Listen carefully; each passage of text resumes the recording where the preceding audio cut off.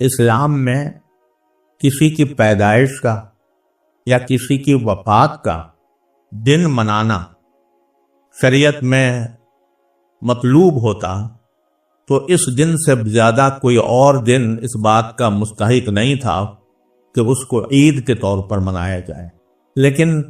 اسلام میں اللہ تبارک و تعالیٰ نے یہ نظام رکھا ہے کہ کسی کی ولادت کا دن یا کسی کی وفات کا دن منانے کا کوئی تصور نہیں ہے. 2 عیدیں اللہ تعالیٰ نے رکھی ہیں، ایک عید الفطر اور ایک عید الاضحیٰ. دنیا کے دوسرے مذاہب میں جو عیدیں ہوتی ہیں وہ کسی تاریخی واقعے کی یاد میں منائی جاتی ہیں. جیسے کرسمس ہے، عیسائی جو مناتے ہیں وہ حضرت عیسیٰ علیہ السلام کی پیدائش کا جو دن سمجھتے ہیں اس کو عید مناتے ہیں. لیکن اللہ تعالیٰ نے جو 2 عیدیں مقرر فرمائیں ان میں سے کوئی بھی کسی خاص تاریخی واقعے سے وابستہ نہیں ہے. ایسا نہیں ہے کہ عید الفطر جو ہم مناتے ہوں وہ کوئی خاص واقعہ اس میں پیش آیا ہو یکم شوال کو، جس کی یاد منانے کے لیے اللہ تعالیٰ نے عید الفطر کو عید کا دن بنایا ہو. اسی طرح عید الاضحیٰ، وہ عید بھی کسی خاص تاریخی واقعے کی یاد میں نہیں منائی جاتی. یہ درست ہے کہ حضرت ابراہیم علیہ السلام نے اس مہینے میں قربانی پیش کی تھی، لیکن یہ متعین نہیں ہے کہ وہ قربانی ذوالحجہ کے مہینے میں ہوئی تھی. کوئی تاریخ اس کی معلوم نہیں. لہذا عید الاضحیٰ بھی کسی تاریخی واقعے کی یاد میں نہیں منائی جاتی، بلکہ دونوں عیدیں اللہ تبارک و تعالی نے ایسے موقع پر رکھی ہیں جبکہ مسلمان کسی عظیم عبادت کی خود تکمیل کرے. عید الفطر اس موقع پر رکھی ہے جبکہ سارے مسلمان رمضان کے مہینے میں روزے کی عظیم عبادت انجام دے کر فارغ ہوتے ہیں، تو اللہ تعالیٰ فرماتے ہیں کہ اب عید مناؤ کیونکہ تم نے میرے حکم کے مطابق یہ مہینہ روزے رکھ کر رات کو میرے حضور کھڑے ہو کر تم نے گزارا ہے، لہذا اب تم خود مستحق ہو کہ اس دن میں تم عید مناؤ. اسی طرح عید الاضحیٰ ایک ایسے موقع پر اللہ تعالیٰ نے رکھی ہے جب مسلمان ایک دوسری عبادت کی تکمیل کرتے ہیں، خود تکمیل کرتے ہیں، اور وہ ہے حج کی عبادت. 9 ذوالحجہ کو عرفے کا دن ہوتا ہے. اس دن حج کا سب سے بڑا رکن وقوف عرفات ادا کیا جاتا ہے، اور 10 تاریخ کو سارے حج کے ارکان کی تکمیل ہو جاتی ہے. اس وقت فرمایا کہ اب عید مناؤ. تو دونوں موقع ایسے ہیں جس میں مسلمان خود اپنے عمل سے کوئی ایسا کام کرتے ہیں جو اللہ تعالیٰ کی خوشنودی کا سبب ہوتا ہے، تو اس کام کی تکمیل پر اللہ تعالیٰ نے عید منانے کا حکم دیا، عید الفطر میں بھی اور عید الاضحیٰ میں بھی. لیکن کسی واقعے کی یادگار کے طور پر عید منانے کا تصور اصل میں اسلام میں نہیں ہے. اور اس کی واضح دلیل یہ ہے کہ حضور نبی کریم سرور عالم صلی اللہ علیہ وسلم کی ولادت کا دن، میں نے ابھی عرض کیا کہ مورخین کے نزدیک اس میں اختلاف ہے کہ 9 ربیع الاول تھی یا 12 ربیع الاول تھی، اور خلفائے راشدین رضی اللہ تعالیٰ عنہ مجمعین ان کا زمانہ گزرا. صحابہ کرام جو نبی کریم صلی اللہ علیہ وسلم کی ایک آواز پر اپنے جانیں قربان کرنے کے لیے تیار رہتے تھے، ان کے سامنے ربیع الاول کا مہینہ ہمیشہ ہر سال آتا تھا. صدیق اکبر کے دور میں بھی، فاروق اعظم کے دور میں بھی، حضرت عثمان کے دور میں بھی، حضرت علی کے دور میں بھی. لیکن کبھی انہوں نے اس یوم ولادت کو عید کے طور پر منانے کا کوئی خیال ان کو نہیں آیا. تو اس لیے میں نے عرض کیا کہ اگر اسلام میں کسی شخص کی ولادت یا وفات کا دن منانے کا کوئی تصور ہوتا تو سرکار دو عالم صلی اللہ علیہ وسلم کی ولادت کے دن سے بڑھ کر کوئی اور دن اس کے لائق نہیں تھا. لیکن چونکہ تصور نہیں ہے اس لیے صحابہ کرام نے اس طرح کا اہتمام نہیں کیا. ہمارے ملک میں اور بلکہ عالم اسلام کے بیشتر خطوں میں اس کو منایا جاتا ہے. ربیع الاول کے دن کو، خاص طور پر 12 ربیع الاول کو یہ سمجھا جاتا ہے کہ وہ آپ کا یوم ولادت ہے، اس لیے اس کو باقاعدہ عید کی شکل میں مناتے ہیں. اس میں عمارتوں پر چراغاں ہوتا ہے، اس میں جلوس نکالے جاتے ہیں، اس میں محفلیں منعقد ہوتی ہیں جس میں نبی کریم صلی اللہ علیہ وسلم کی ولادت کا تذکرہ ہوتا ہے، جس میں سرکار دو عالم صلی اللہ علیہ وسلم کی سیرت و سنت کا تذکرہ ہوتا ہے،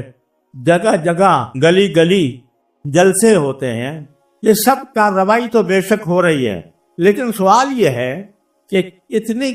خوشیاں منانے کے نتیجے میں کیا ہماری زندگی میں کوئی تبدیلی، کوئی انقلاب کبھی آتا ہے؟ جلوس بے شک نکال لیا عید میلاد النبی کے نام سے، تقریریں بے شک کر لیں، اور عمارتوں کو چراغاں بھی کیا، بلکہ بعض ایسی باتیں کی جن کا شریعت میں کوئی جواز نہیں۔ بعض جگہوں پر یہ سننے میں آیا کہ روضہ اقدس، سرکار دو عالم صلی اللہ علیہ وسلم روضہ اقدس کی شبیہ بنا کر اور اس کے گرد لوگ طواف کرتے، جس کا کوئی جواز نہیں۔ یہ ایک طرح سے شرکیہ رسم ہے، اور جس طرح چراغاں کرنے کے بعد اور روضہ اقدس کی شبیہ بنانے کے بعد جس طرح وہاں پر ایک طوفان برپا کیا جاتا ہے، نعروں کا طوفان برپا کیا جاتا ہے، شور شغب کا، موسیقی کے ساتھ نبی کریم صلی اللہ علیہ وسلم کی نعتیں پڑھی جاتی ہیں، موسیقی کے ساتھ، وہ موسیقی جس کو نبی کریم صلی اللہ علیہ وسلم نے ناجائز قرار دیا تھا، اس موسیقی کے ساتھ نعتیں پڑھی جا رہی ہیں۔ خواتین جن کی آواز کو سرکار دو عالم صلی اللہ علیہ وسلم کی ازواج مطہرات سے بھی یہ فرمایا گیا تھا کہ تم اپنی آوازیں پست رکھا کرو، اور جن کے بارے میں بعض فقہاء کرام کا بلکہ ایک شریعت کا یہ موقف ہے کہ عورت کی آواز بھی عورت ہے، یعنی آواز کو سننا غیر محرموں کے لیے لذت لینے کے لیے حرام ہے، لیکن وہ نعتیں پڑھ رہی ہیں اور نعتیں پڑھ کر اس کو پھیلایا جا رہا ہے، لوگ اس کو شوق اور رغبت کے ساتھ سن رہے ہیں۔ یہ سارے وہ کام ہیں جن کو نبی کریم صلی اللہ علیہ وسلم نے منع فرمایا تھا، اور اس سارے ہنگامے میں یہ سوچنے والا کوئی ہے کہ نہیں کہ سرکار دو عالم صلی اللہ علیہ وسلم کی کچھ تعلیمات تھیں، آپ کی کچھ سنتیں تھیں، اور آپ اس دنیا میں اس کام کے لیے نہیں آئے تھے کہ آپ کے نام پر میلے لگائے جائیں۔ آپ نے یہ فرمایا تھا کہ لا تتخذوا قبری عیدا، کہ میری قبر کو بھی عید نہ بنانا، میلہ نہ بنانا کہ وہاں پر میلہ لگاؤ۔ میلوں کو آپ نے منع فرمایا تھا، لیکن آپ کا جو اصل مقصد تھا وہ دنیا کو، انسانیت کو ایک صحیح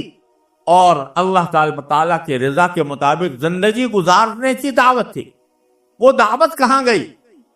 وہ ان میلوں ٹھولوں میں کہاں گم ہو گئی؟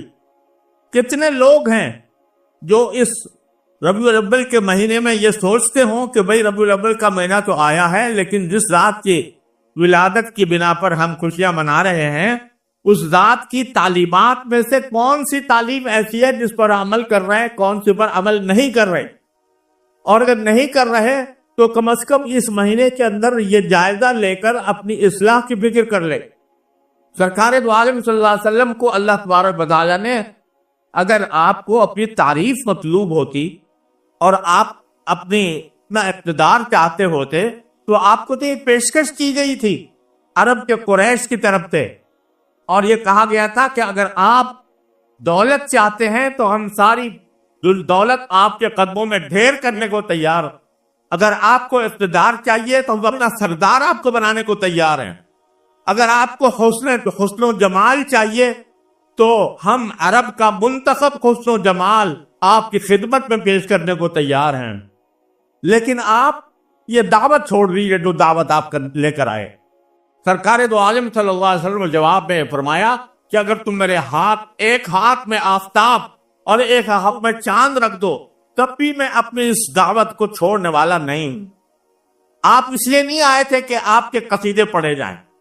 آپ اس لیے نہیں آئے تھے کہ آپ دنیا سے اپنی تعریف کرائیں، اس لیے تشریف لائے تھے کہ دنیا کو غلط عقیدوں سے نجات دلائے، آپ اس لیے تشریف لائے تھے کہ دنیا کو غلط طرز عمل سے نجات دلائے، آپ ایسی سنت پیش کریں، ایسا طریقہ پیش کریں جو دین اور دنیا کی بھلائیوں کا ضامن ہو۔ اللہ تبارک و تعالیٰ نے فرمایا تھا لقد کان لکم فی رسول اللہ اسوۃ حسنہ، لوگوں اللہ کے رسول کی زندگی میں تمہارے لیے ایک بہترین نمونہ ہم نے بھیجا ہے. یہ بہترین نمونہ کس کے لیے ہے؟ لمن یرجو اللہ والیوم الآخر، جو اللہ سے جہاں ملنے کا عقیدہ رکھتا ہو کہ مجھے ایک دن اللہ کے سامنے جا کر پیش ہونا ہے، اور یوم آخرت پر یقین رکھتا ہو کہ آخرت کے دن میں مجھے اللہ تعالیٰ کے سامنے پیش ہو کر اپنے ہر قول و فعل کا جواب دینا ہے. یہ نمونہ ہم نے اس لیے نہیں پیش کیا کہ صرف ان کی تعریف پر تم اکتفا کر لو، ان کے شان میں قصیدے پڑھ لو، بلکہ اس لیے بھیجا تاکہ اس نمونے کو دیکھو اور اس کے ایک ایک ادا کو اپنانے کی کوشش کرو، جس کا نام ہے اتباع سنت. تو اصل چیز، اصل مقصود ہونا یہ چاہیے کہ جب یہ ربیع الاول کا مہینہ آئے اور سرکار دو عالم صلی اللہ علیہ وسلم کی ولادت کا جو عظیم الشان اور جلیل القدر واقعہ یاد آئے تو انسان اپنا جائزہ لے اور یہ دیکھے کہ میں سرکار دو عالم صلی اللہ علیہ وسلم کی سنت پر کس طرح کتنا عمل کر رہا ہوں. سرکار دو عالم صلی اللہ علیہ وسلم کی سنتوں کو اتباع کے لیے اللہ نے حکم دیا ہے. قل ان کنتم